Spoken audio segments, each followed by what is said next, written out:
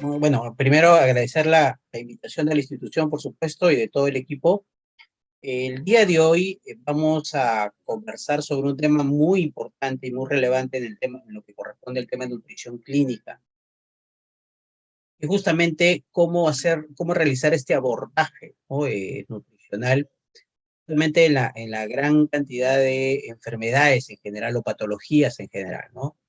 Si hablamos de patologías, por supuesto, debemos centrarnos más ligadamente al tema de patologías correspondientes a enfermedades crónicas no transmisibles, ¿no? El tema está que ahorita tenemos una alta incidencia de sobrepeso, obesidad, dislipidemias, enfermedades como la diabetes, la hipertensión, que por supuesto van calando enormemente, ¿no? En el tema nutricional. Entonces voy a compartir la presentación. Bien, el día de hoy vamos a hablar sobre dietas hospitalarias en usuarios con patología, ¿no? Entonces, cuando hablamos de usuarios, pueden ser algún paciente, de repente si está más ligado al tema de una nutrición hospitalaria, o de repente algún cliente, ¿no? Más ligado al tema de una nutrición más en el sector privado. Pero por supuesto, hablamos centradamente en el tema de las enfermedades en general. Lo que vamos a ver el día de hoy es básicamente los principios elementales en el tema de las dietas terapéuticas, la clasificación de estas dietas terapéuticas, esto es el tema de dietas cualitativas por un lado, las dietas cuantitativas por otro lado, y vamos a ver algunos casos clínicos interesantes, ¿no? Como el tema nutricional, ¿no? Entonces, cuando hablamos de dietas hospitalarias, siempre es importante un poco la reflexión en el sentido de no solamente cubrir las necesidades nutricionales, ¿no?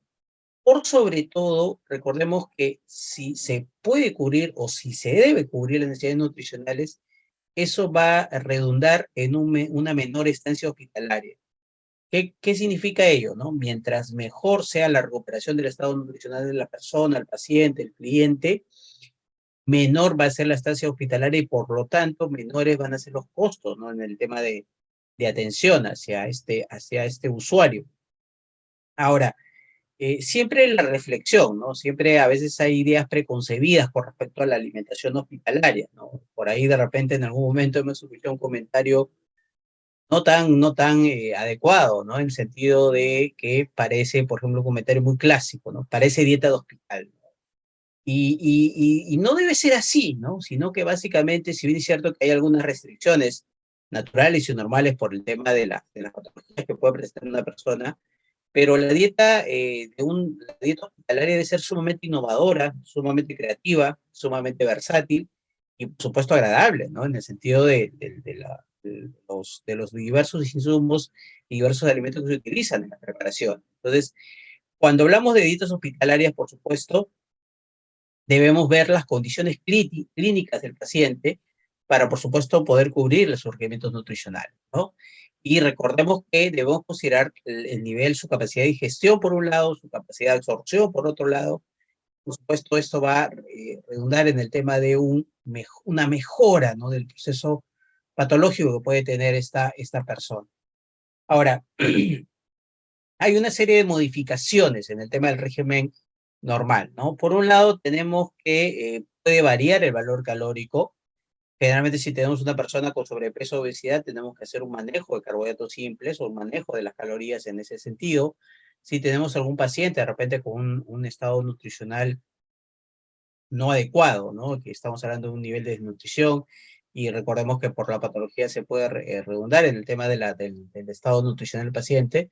Entonces, esta dieta puede ser más elevada en el nivel calórico y más elevada en el nivel proteico. Entonces, estamos hablando básicamente aquí de una dieta hipercalórica y hiperproteica, que podría, dependiendo del contexto, es una dieta relativamente común en el contexto clínico y hospitalario, ¿no?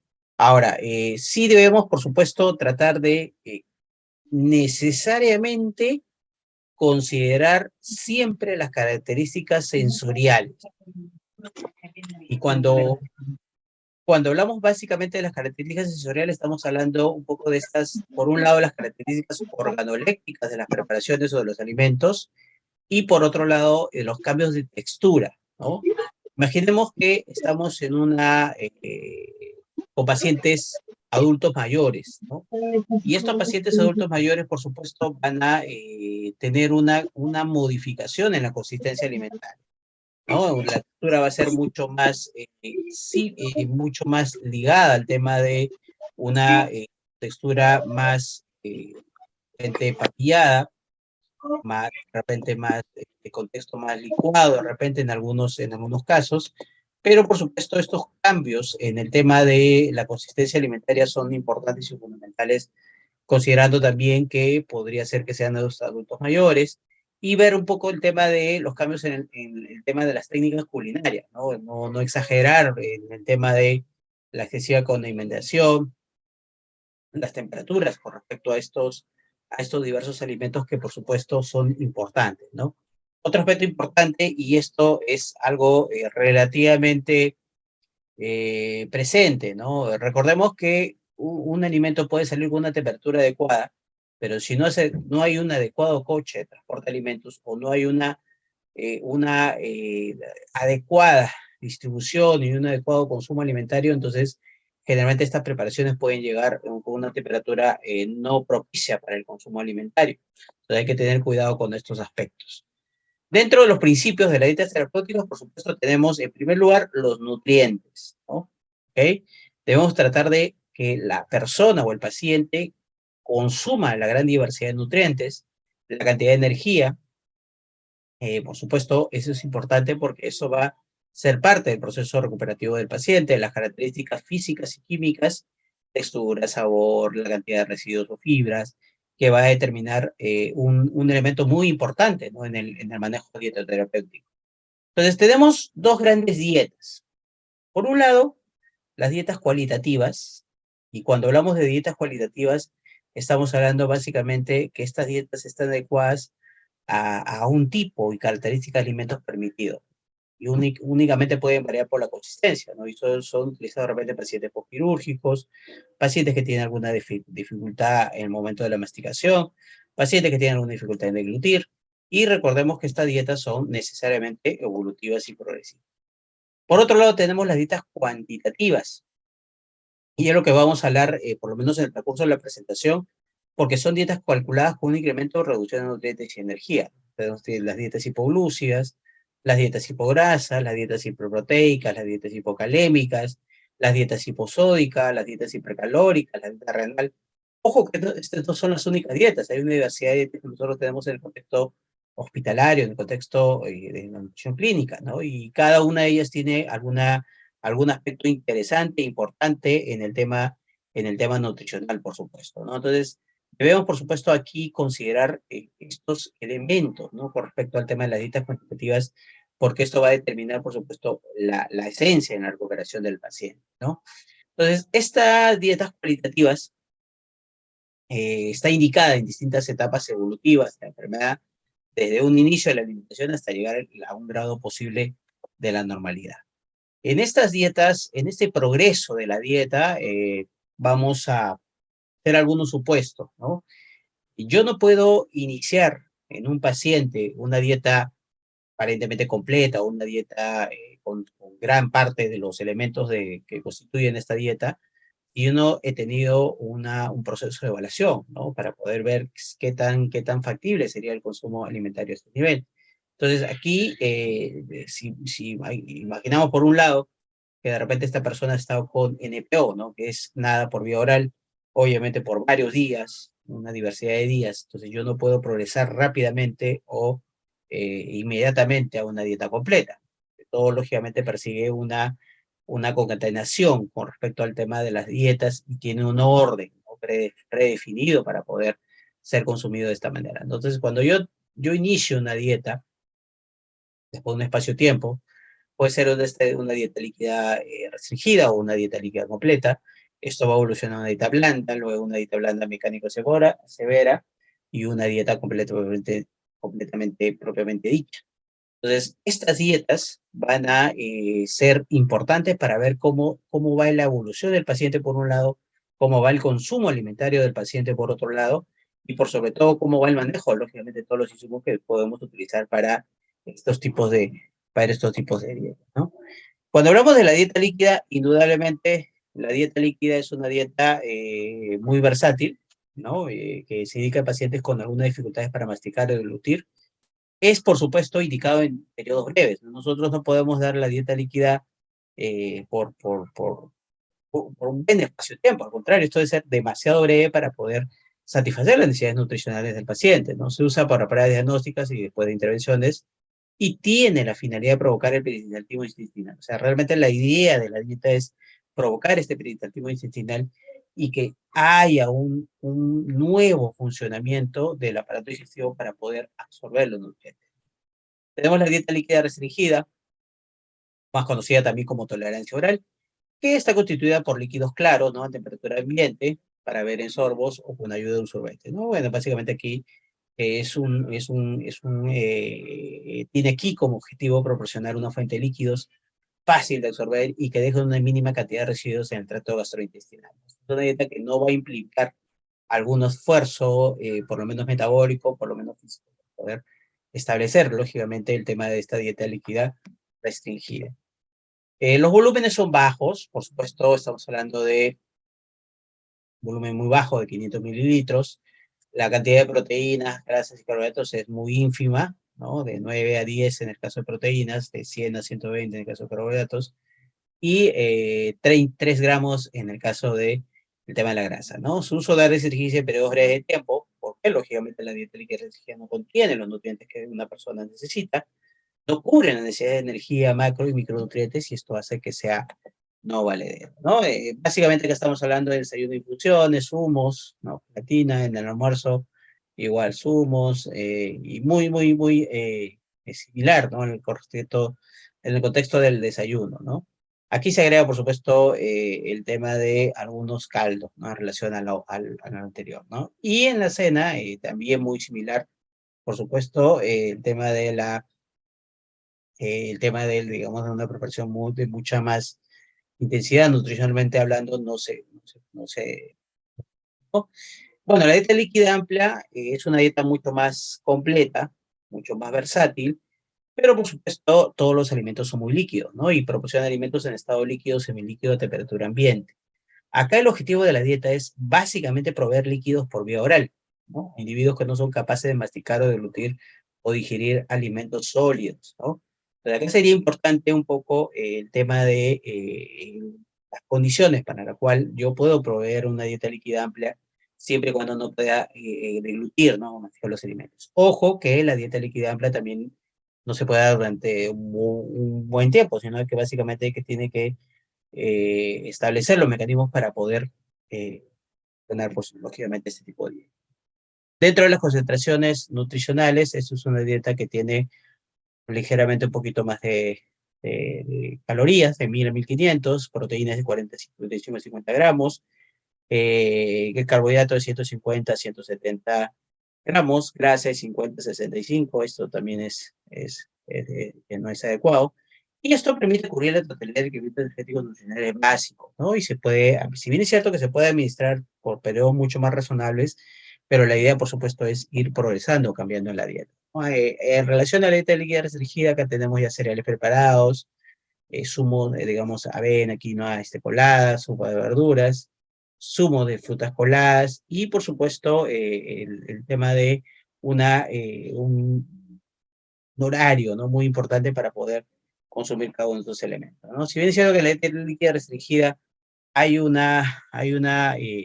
resulta muy interesante cómo ver, ¿no? Que si de repente por aquí estamos hablando de la gran cantidad de alimentos que yo puedo por lo menos utilizar, ¿no? En el caso de lácteos, leche, yogur sin semillas, sin frutas. En el caso de cereales preparados, colados, frutas, jugo de jugos, colados y frutas flatulentas. El agua, bueno, evaluar los requerimientos nutricionales con respecto a la cantidad de agua y, bueno, el café, té, bebidas y cereales no está permitido. Sopas coladas tampoco está permitido.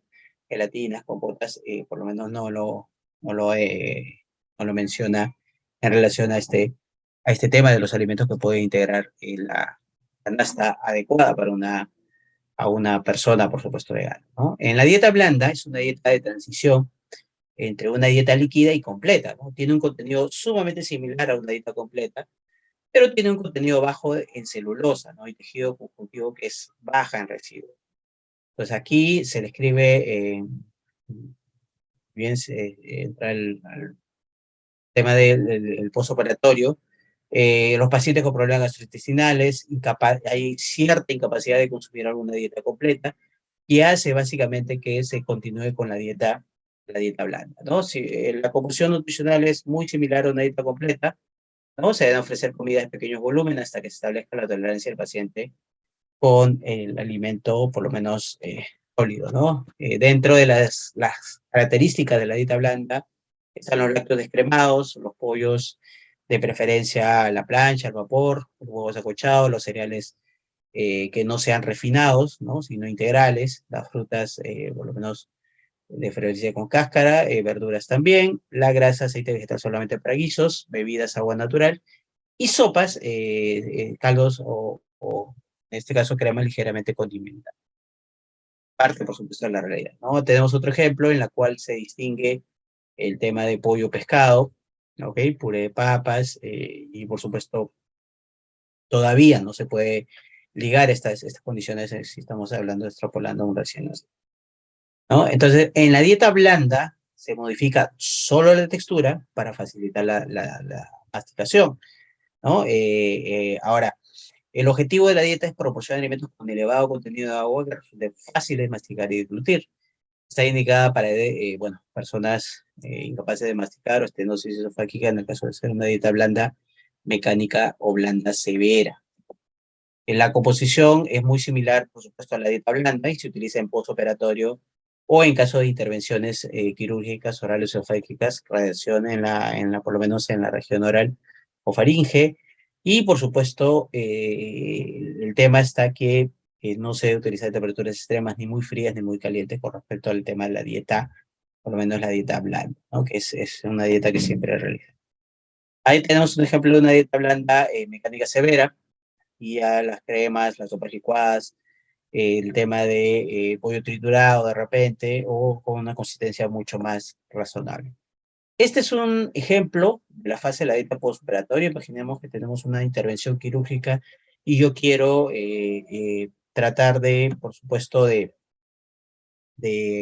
establecer, por lo menos como gran criterio, darle a estos personas el tema de la evolución de la dieta en el término más factible y posible. Por ejemplo, si yo quiero hacer una progresión rápida, puedo pasar una dieta líquida restringida, una dieta blanda y luego completa. Eso en el transcurso de un día. Ojo, entiendo que no hay un proceso gastrointestinal a ese nivel, ¿no? Progresión media, líquida restringida, líquida amplia, blanda severa, blanda y completa, ¿no? Progresión lenta, líquida restringida, líquida amplia, blanda severa, blanda y completa. Un acceso de aproximadamente mucho más de 3 días, ¿no? Para este proceso. Entonces, ahí y se tiene que básicamente ceñir un poquito a las condiciones y las características de los pacientes y poder ofrecerle esta sugerencia en el tema de la progresión rápida. Y por supuesto hay que considerar la patología, no esté muy ligada a las enfermedades, por supuesto, que nos atañen en la actualidad, ¿no? Diabetes, hipertensión y todo ello, ¿no? Luego tenemos las dietas cuantitativas, y aquí es donde vamos a aterrizar un poco. Son dietas calculadas en incremento o reducción de nutrientes. Entre los ejemplos tenemos las dietas hipolúcidas, las dietas hipograsas, las dietas hipoproteicas, las dietas hipocalémicas, las dietas hiposódicas, las dietas hipoproteicas, hipercelulósicas, hipercalóricas y la dieta renal, ¿no? De repente hay alguien con gran diversidad de dietas, pues lógicamente hay ciertas características, ¿no? Imaginemos que en un solo tengo un paciente diabético, hipertenso y con alguna dislipidemia, entonces va a ser una dieta hipograsa, hipolúcida y hiposódica, ¿no? Las tres dietas, y es usual, ¿no? O sea, realmente debemos considerar que esto es relativamente usual dentro del punto de vista del consumo alimentario, ¿no? Entonces aquí, claro, por supuesto tenemos que considerar la gran diversidad, pero recordemos que más allá del tema de la dieta, nosotros tenemos pacientes, personas, clientes, y debemos tratar de considerar algunas características elementales en el tema de estas dietas, por lo menos cuantitativas.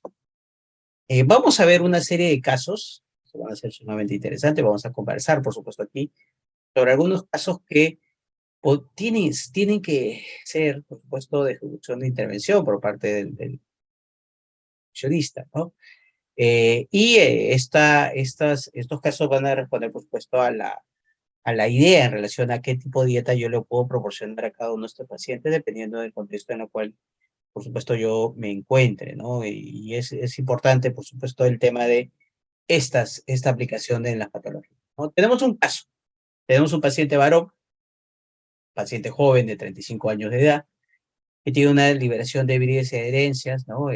Obviamente, esto hace una pérdida, lógicamente, de algún material líquido, y el paciente presenta una fístula intercutánea con un drenaje de 250 centímetros cúbicos, ¿no? Entonces, aquí la pregunta es, ¿ese drenaje es un drenaje de alto gasto o bajo gasto? Es la consulta que le planteé, por supuesto, al área personal en relación a estos aspectos que tienen que ver con la fístula. Ahora, cuando hablamos de fístulas, tenemos fístulas en la cual hay un drenaje, por supuesto, de algún virus a nivel interno del organismo. Estas fístulas pueden ser de alto gasto, estamos hablando de más de 500 centímetros cúbicos, pueden ser de bajo gasto, ¿no? Como es este caso. Y aquí sí es importante establecer algunas características en relación al tema de la dieta, ¿no? La dieta puede ser una dieta hiper blanda, seca, ¿no? De repente por ahí, para poder tener una mejor recuperación de este postoperatorio, entonces puede ser una dieta hiperproteica seca, en la cual se ha agregado, lógicamente, el tema de las proteínas y se ha manejado el tema de la consistencia de ese nivel, ¿no? Entonces, ahí es con respecto a este tema del tipo de alimentación que debe recibir este paciente o esta persona. Esto comprende básicamente un almuerzo en la cual no haya mucho contenido de líquidos, básicamente no hay los líquidos convencionales como la avena, la quinoa, sino, por ejemplo, tostadas, ¿no? Como ejemplo. En el almuerzo igual, ¿no? Debemos tratar de dar un plato de fondo como esencia, ¿no? Un refresco, una infusión o fruta en el caso del almuerzo, ¿no? Y en la cena, y de la misma manera, ¿no? Estamos hablando de un guiso, un arroz, una carne, una gelatina, o mazamorra, dependiendo de ese aspecto. Luego tenemos un caso en la cual tenemos una paciente, ¿no? De 40 años de edad, presenta cirrosis hepática, ¿no? Recordemos que cuando una persona presenta cirrosis hepática, por supuesto y claro, afecta el hígado. Y cuando se afecta el hígado, lo que tenemos que estar pensando es una dieta blanda hipograsa. Lo primero que tenemos que estar pensando con respecto a este tipo de dietas, ¿no? Y aquí, si bien es cierto que en el caso clínico es compensada, ingresa al hospital por un cuadro de deshidratación y es hospitalizada para evitar complicaciones. Es una dieta para pacientes con cirrosis hepática o una dieta blanda hipograsa. La consistencia blanda, la consistencia es una proteína normoproteica, lípido hipolipídica, tiene el número de tomas y por supuesto el volumen es aproximadamente 1200 centímetros cúbicos para cubrir las necesidades justamente de esta persona o paciente, ¿no? Igual tenemos una dieta blanda por raza, de preferencia la leche, si es que se le da, tiene que ser descremada, no se le puede dar leche entera, eh, por las características de la patología. Bueno, ahí en el almuerzo ni hablar, en la cena ni hablar.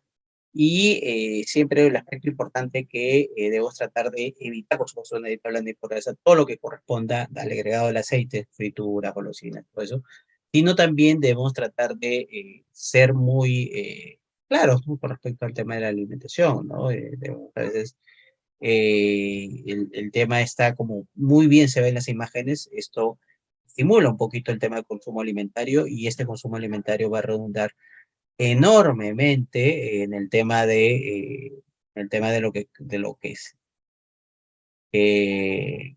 tiene que ver con, por supuesto, el tema del manejo de dietoterapia, ¿no? Ahí tiene mucho que ver la calidad y la cantidad de los insumos que se utilicen, por supuesto, a este nivel. Luego tenemos otro caso, ¿no? Ya igual, de la misma manera, es un paciente varón de 34 años, presenta cirrosis hepática descompensada, en la cual hay presencia de edemas en las piernas, una citis moderada, que se refiere a nivel abdominal, e ingresa al hospital para evitar complicaciones con respecto a su contenido. Indudablemente es una dieta hipograsa, pero por su mismo hecho de que ha habido una presencia de edema en la cual el líquido pasa del extracelular del intracelular al extracelular por el exceso de contenido de sodio de este integrante, ¿no? Entonces aquí debemos tratar de, por supuesto, de restringir el tema no solamente de la grasa, sino de restringir el tema de las cantidades exageradas a veces del sodio o la sal, ¿no? Es una dieta con manejo de carbohidratos, el salte se ha incrementado el tema de la fibra, y por supuesto el sodio hay que tener algunas limitaciones con respecto al consumo. Bueno, ahí tenemos, por ejemplo, la dieta muy similar al anterior. Por supuesto, siempre se sugiere, cuando es hiposódica, se sugiere que la sopa sea sin sal, el arroz sin sal, por supuesto, para poder mejorar un poquito la palatabilidad de los productos en relación al tema del consumo. Aquí sí debemos tener muy en cuenta que corresponde, por supuesto, al tema el manejo de sodio, que es sumamente relevante en estos aspectos, porque realmente si no manejamos, por supuesto, el sodio, entonces lamentablemente el líquido va a seguir pasando del intracelular al...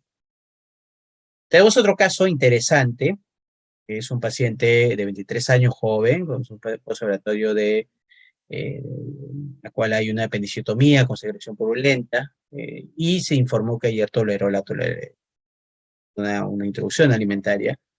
La prescripción dietética es de dieta blanda y la prescripción dieterapéutica es dieta líquida restringida. Y ahí vamos a considerar algunos temas con respecto de repente a la capacidad de absorción, la capacidad de metabolización, la capacidad de dilución, la capacidad, por supuesto, que tuvo el caso de este ejemplo, ¿no? Que tiene que ver mucho con estos casos clínicos.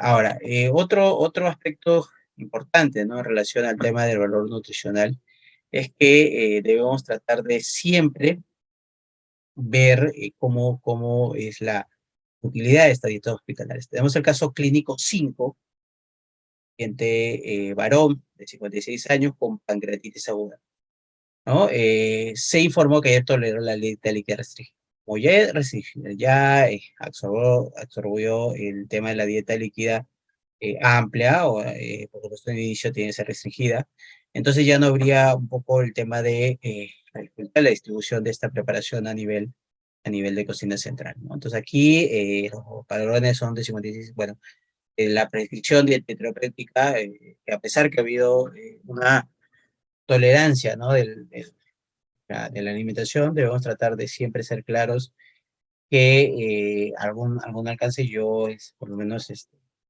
vinculado, ¿no? El tema de la prescripción de esta dieta líquida amplia, ¿no? Recordemos que tiene pancreatitis y por supuesto no podemos estimular mucho el tracto gastrointestinal porque va a ser contraproducente en este proceso, ¿no? Tenemos otro caso interesante también, bueno, este es parte de la dieta anterior. Caso clínico 6 es una paciente mujer de 35 años diagnosticada con enfermedad renal crónica. Cuando hablamos de enfermedad renal crónica, estamos hablando de una dieta en la cual se maneje el sodio, se maneje el tema de una serie de elementos que son importantes y relevantes, por supuesto, de siempre tener la claridad en eso, ¿no? Entonces, como tiene una enfermedad renal, entonces es una dieta renal, pero aparte menciona claramente que tiene un cierto avance en el tema de la diabetes, entonces tendría que ser una dieta renal menos hipoglucia, ¿no? En la cual la consistencia esté blanda, la modificación, el tema de las proteínas, y por supuesto la número de tomas 3, ¿no? Como medida ideal en el percance, por supuesto, del consumo alimentario, ¿no? Ahora, dentro de la promoción nutricional, de manera muy similar, es una dieta renal hipoglucida, se tiene que ver mucho el volumen de sodio, por un lado, se tiene que ver mucho el tema de lo que corresponde, por supuesto, a cada uno de estos niveles, ¿no? Definitivamente aquí el azúcar está prescrito, definitivamente está prescrito el tema del sodio, definitivamente está prescrito algunos aspectos, por supuesto, que se tienen que cumplir en relación a la presente norma, ¿no? En el caso clínico 7, mujer de 49 años, presenta EPOC, enfermedad pulmonar obstructiva crónica, e ingresa al hospital por un cuadro descompensado y es hospitalizada para evitar complicaciones con respecto a su médico. Siempre pone dieta para paciente EPOC, ¿no? ¿Y cuál es la traducción? Es que tiene que ser una blanda y proteica hipocarbonada. La consistencia es blanda, la modificación, bueno, de manera muy similar. Y por supuesto, esto es muy importante siempre de tener, por lo menos archivado, ¿no? En el contexto de la diferencialización de las dietas, ¿no? Tenemos el caso clínico 8, paciente varón de 74 años, presenta así hipertensión arterial, es intolerante a la lactosa, en una ecografía abdominal presenta litiasis vesicular con una glicemia actual de 120. La prescripción del médico de la dieta es una dieta hipoglúcida, hipograsa, sin lácteos, proteica, etcétera, etcétera, etcétera. Entonces, esto es con respecto al tema bueno, ahí tenemos el ejemplo de la dieta blanda severa, o la avena escolada, sopa sí es más ralita, ¿no? La carne en general es por supuesto, utilizada como prioritariamente, ¿no? Tenemos un caso clínico 9, es un paciente varón de 19 años, presenta por lo menos el tema de lo que corresponde al lupus eritematoso sistémico, ¿no?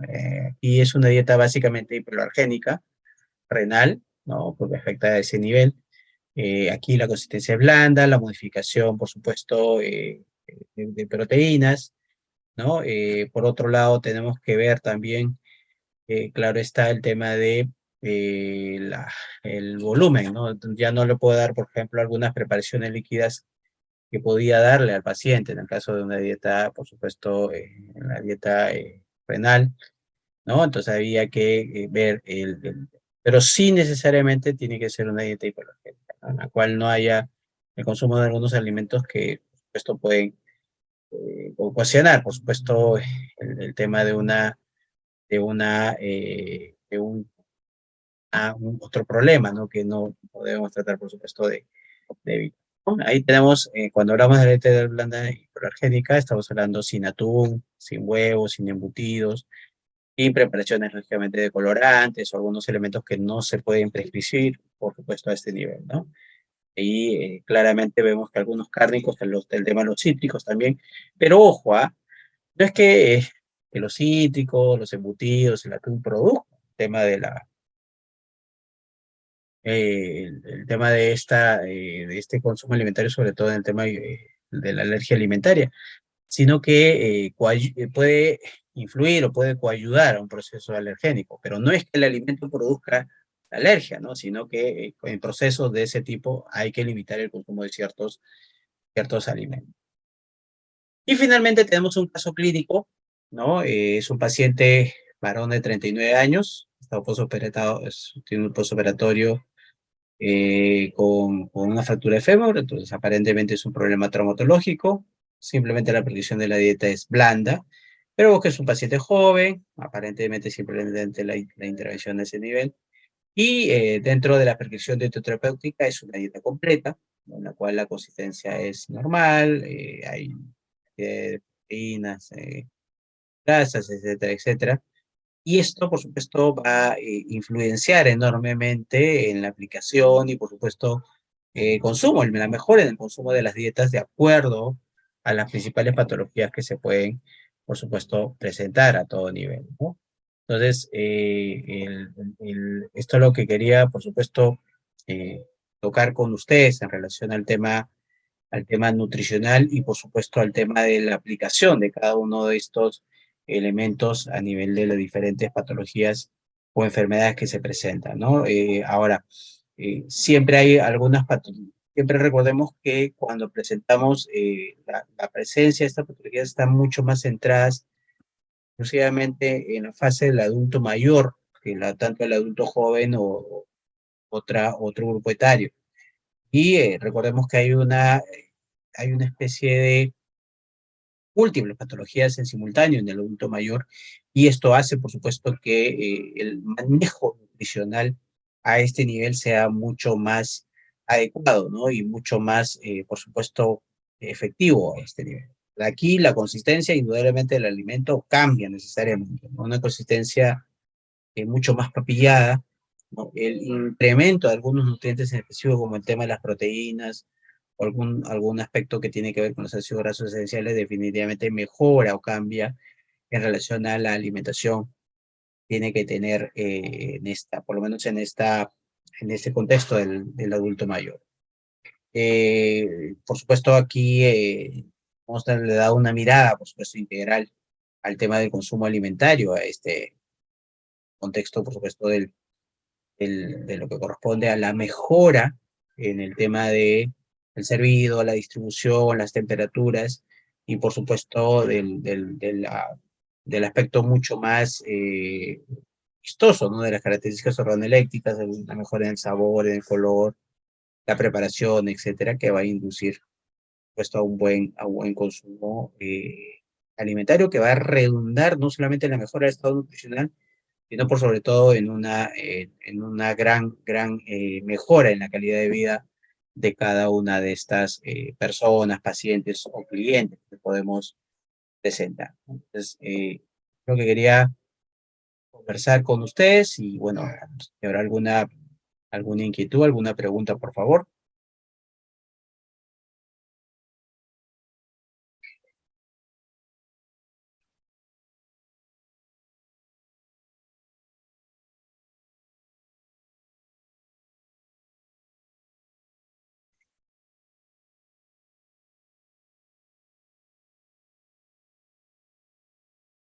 ¿Alguna pregunta que deseamos hacerle a nuestro ponente el día de hoy?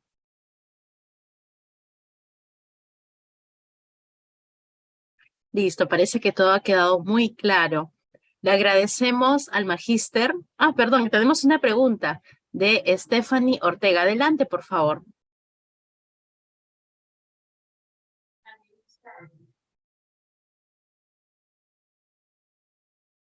Sí, Stephanie, de repente ¿Sí? a través del chat o... Stephanie, luego María Velasco también tiene una pregunta, creo que por el chat. Pueden activar su audio si desean. Está deshabilitado.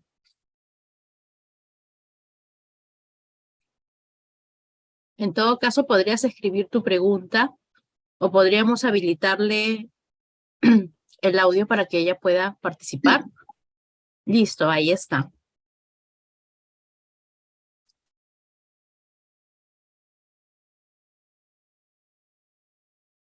Stephanie.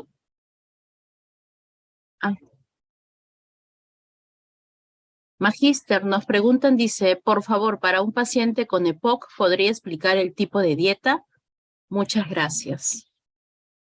Sí, claro, cuando hablamos de una enfermedad pulmonar obstructiva crónica, definitivamente el manejo tiene que ser muy fino en los carbohidratos, porque mientras mayor sea el consumo de carbohidratos, sobre todo carbohidratos simples, ¿no? Entendiéndose carbohidratos simples, el tema de azúcares, estos elementos que tienen una gran carga, también una limitancia en el tema de los carbohidratos complejos, ¿no? Estamos hablando de cereales y tubérculos.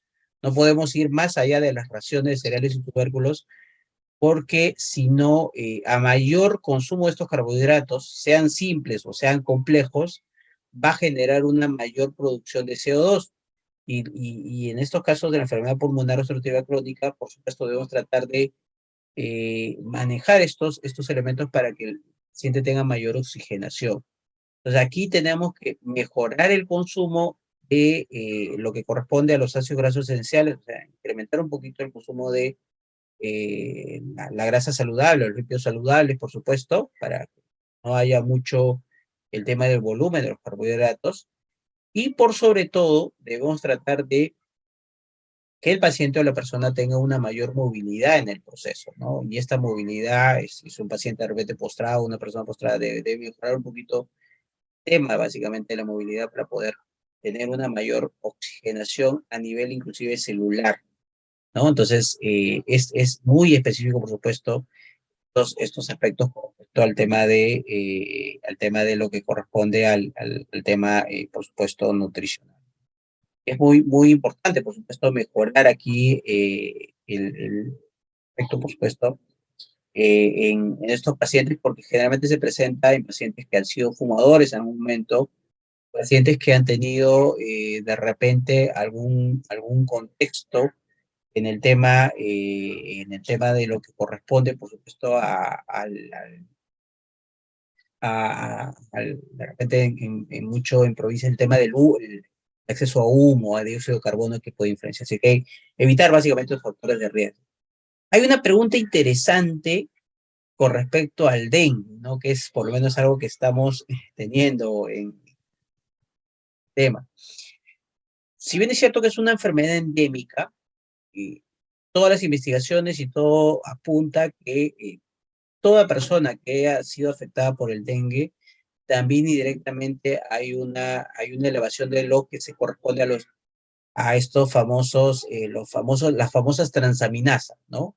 TGO, TGP, y por ende esto afecta al hígado, ¿ok? Entonces, al afectar el hígado, la tendencia aquí en relación a alguna persona que tenga alguno de estos problemas, tiene que ser definitivamente una dieta hipograsa, ¿no? Y cuando hablamos de una dieta hipograsa, definitivamente acá tenemos que hablar de una disminución que corresponde, por supuesto, a los ácidos grasos saturados, ¿no? Debemos tratar de disminuir los ácidos grasos saturados, no solamente es el fritura, sino carnes rojas, los lácteos tienen que ser por lo menos descremados, ¿no? Para poder tener un mejor consumo y incrementar los ácidos grasos esenciales, ¿no? No olvidarnos de este tema, ¿no? Por ahí el tema del omega 3, por ahí otros aspectos que tengan que ver con esta mejora. Definitivamente, cuando hablamos de dengue, estamos hablando de dieta hiporasa, digamos, en un sentido más resumido. Hay otra pregunta de Jovita que nos pregunta una dieta para paciente con infiltración glomerular, bueno, joven, 28 años, con úlcera péptica e hipertensión. Bueno, hay varios elementos ahí, ¿no? No solamente es el tema de una afectación a nivel de las nefronas y cuando hablamos básicamente del tema renal tenemos que ver dos aspectos importantes. La primera, el manejo del sodio. Cuando hablamos del sodio, no es que le quitemos la sal, sino que primero evitar los alimentos muy salados, ¿no? O sea, estamos hablando de los enlatados, los sazonadores químicos, el tema básicamente de lo que corresponde sobre todo al manejo del agua, ¿no? O sea, hay que tener cierta limitancia con el agua. Paralelamente es una persona que tiene úlcera e hipertensión, ¿no? Igual la hipertensión reafirma, ¿no? Estamos hablando con respecto con el manejo del sodio, y por supuesto, cuando hablamos de la úlcera, estamos hablando de una dieta blanda, ¿no? Que no haya mayor trabajo gástrico, ¿no? Y la úlcera implica una alimentación no solamente blanda, sino una alimentación en la cual haya el tema de lo que corresponde a un consumo, por supuesto, adecuado en sus horas, ¿no? Todo tiene un horario y la consistencia tiene que ser muy adecuada en el caso de la úlcera péptica. Y hay otra pregunta por parte de Kelly, es una dieta para pacientes con diabetes tipo 2, obesidad de grado 3 y que sufren problemas cardíacos. Acá hay tres elementos importantes.